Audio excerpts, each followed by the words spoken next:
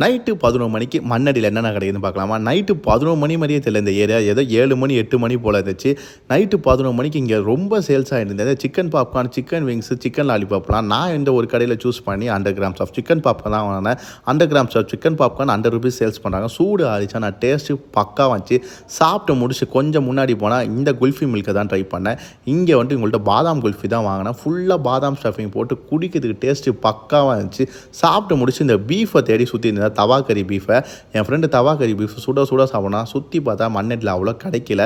நேராக ராயப்பேட்டைக்கு வண்டி விட்டேன். இங்கே நைட்டு 12 மணிக்கு சுட தவா கறி விற்று இடியாப்பம் வாங்கினேன்.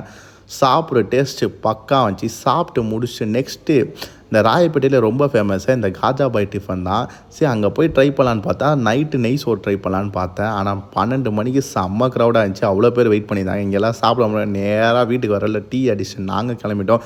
நீங்கள் மிட் நைட்டில் போய் ஃபேவரட்டாக சாப்பிட்ற ஸ்பாட் எதுன்னு மறக்காமல் கமெண்ட் பண்ணுங்கள். உங்களுக்கு இன்னொரு சேர்ந்து